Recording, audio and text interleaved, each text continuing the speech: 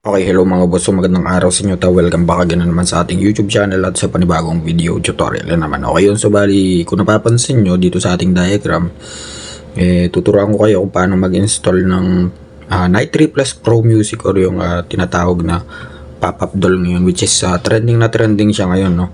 Bali, nakapag-install nga pala tayo ng maraming paraan or maraming way kung paano mag-install nito sa iba't ibang klase ng motor. Meron dual horn, meron stock na busina, meron negative trigger na motor, and ano pa ba. So basta napakarami na nating in-install ginawang video or tutorial dito sa ating YouTube channel. At ayun nga, so bali upload tayo ulit ng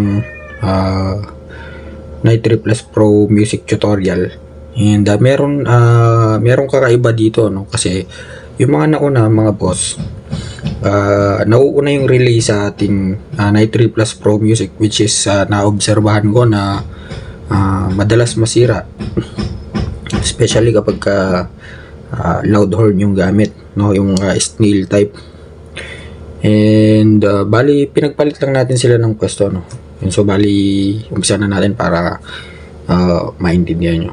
Okay, so sa pag-install nitong ating Night 3 Plus Pro Music, mga boss, ang unang nga hanapin natin dyan is itong ating susian or yung ating ignition switch. Ignition switch.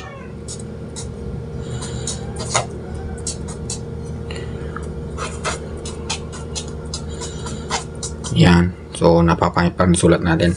Ignition switch. Okay? So sa ignition switch natin, meron tayong iba't ibang ignition switch dyan. Or I mean, iba't ibang klase ng ignition switch. Merong ignition switch na 4 wires, merong ignition switch na 2 wires, merong ignition switch na 6 wires. Sa lahat ng ignition switch na yun, mga boss, isang wire lang yung hahanapin natin, which is itong accessory wire na tinatawag. Pero ituturo pa rin natin yung ibang wire para malaman nyo or maintindihan nyo yung mga function nila. Okay, so sa green wire ng ating ignition switch, ito yung kung mapapansin nyo, mga boss, papunta yan sa negative terminal ng ating battery. Yan, so automatically yan yung ating ground.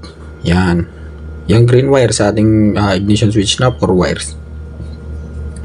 Next naman, meron tayong ignition switch wire dyan na black na may stripes na white or lining na white. So yung wire naman na yan ay papunta sa ating CDI. Wala tayong gagalawin dyan, no? Even dun sa green, wala tayong gagalawin. Ito sa kill switch or black na may stripes na white, wala din tayong gagalawin. Ngayon, dito naman sa pangatlong wire ng ating ignition switch, ito yung positive wire na galing sa ating battery. Pero before yan mapunta sa ating battery, may fuse muna dyan. Yan. Kaya kapag naputulan kayo ng fuse, kasi nga ito yung stock fuse natin. Kaya kapag naputulan kayo ng fuse, for example, nawala kayo ng ilaw, flasher, busina. So, check nyo muna yung fuse, baka naputol lang. Okay? And dito nga pala sa red wire na to, kasi nga positive source siya or live siya galing sa battery. May kalituhan dito sa dalawa na to, mga bossing, ano. Kasi yung iba, kapag nag-check or nag-test ng positive, akala nila yung red, goods na yun, kasi nga positive yun, pwede na mag-tap doon. No, hindi pwede kasi live source yan. Kahit naka-off yung ating ignition switch, may supply pa rin yan. Kaya kapag nag-tap kayo dyan, yung tinap nyo dyan, no, hindi siya kontrolado ng ignition switch. Mau-on at mau-on pa rin. Okay, so yun. And dito naman tayo sa last, which is ito yung pinakakailangan natin. Yung ating accessory wire or ACC wire. Yan, ACC na lang. So dito sa accessory wire na to, mga bossing, no, kahit napaulit-ulit na lang, napakarami sinusuplayan nito. So dito connected yung ating headlight, brake light, tail light, flasher, busina at iba pa. Yun, so kung mapapansin nyo, yung horn switch natin, dyan connected dyan. Sa horn switch natin, mga boss, yung connection nito, yung isang wire ng switch nakatap na dyan. So kukuha na source yan. Yan, kapag pinindot mo, ililipat sa kabila, tatakbo na yan sa busina. So ngayon, dahil nga mag-install tayo ng Night 3 Plus Pro Music dual horn with relay, so magbabago yung setup na yon.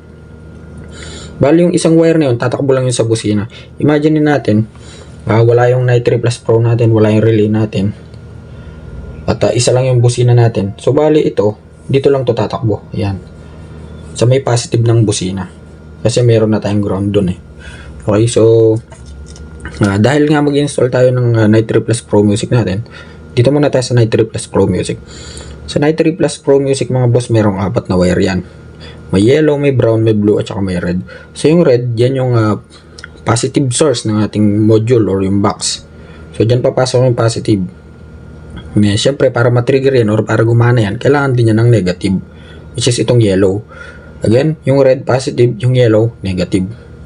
Tapos, para mapaagana natin yung dalawang busina natin, kung mapapansin nyo, yung blue, yan ay papunta sa isang busina at yung isa naman, isang busina din.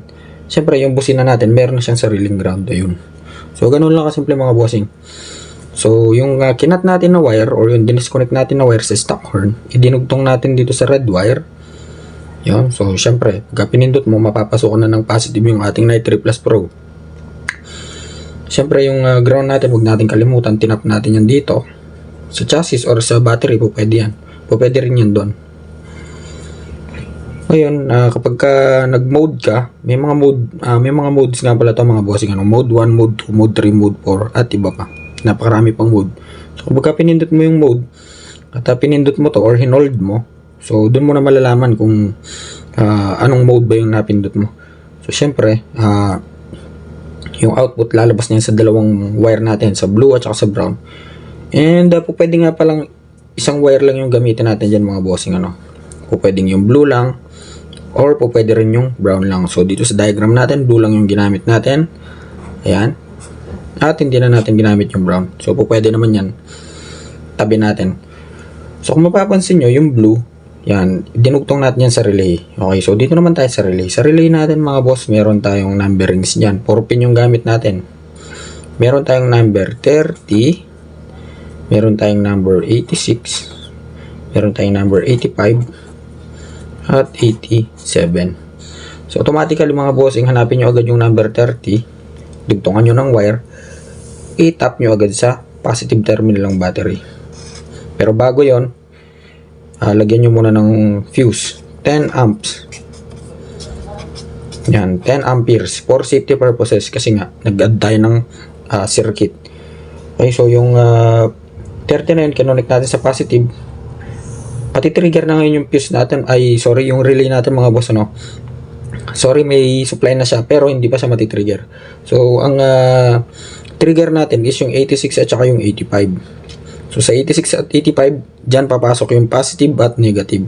So, kung mapapansin nyo, yung positive is galing sa blue or sa Night 3 Plus Pro Music na nanggaling sa switch na konektado sa accessory wire.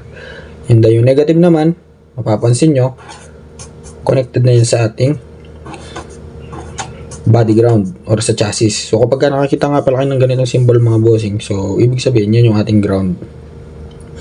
And take note mga bossing, yung 86 at 85 pwedeng magkabaliktad dyan. O pwedeng dito dumaan yung positive at doon dumaan yung negative. Basta matrigger lang siya. Okay, so tapos na yung ating tatlo, yung 30 okay na. From positive terminal ng battery. 85 ground, 86 sa positive. Trigger galing dito sa may ating Night 3 Plus Pro na dumaan sa switch na nanggaling sa accessory wire. Last naman is yung output. So, kapag na-trigger na itong dalawa na to, nag-aabang lang yung 30. So, kapag na-supply na yung positive at negative, boom, yung output ng relay lalabas na sa 87. Pupunta na yan sa dalawang busina natin. So, ganun lang kasimple mga boss. Sa dalawang busina natin, may dalawang terminal yan. Isang positive at negative. Yun. So, ganun lang kasimple.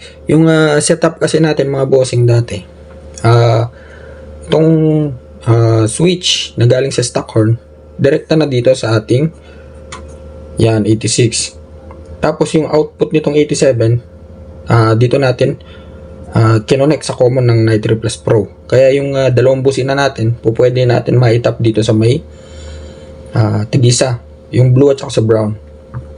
So, ganun lang kasimple mga boss. Excuse me. Napakadali lang mga bossing, Yun. So, napakadali lang naman sundan ito basta't panoorin nyo mabuti itong video na to at hindi kayo malilito. So, yun. So, bali hanggang dito na lang at sana may natutunan kayo. At ako na gusto nyo yung video na to, so please like, share, and subscribe.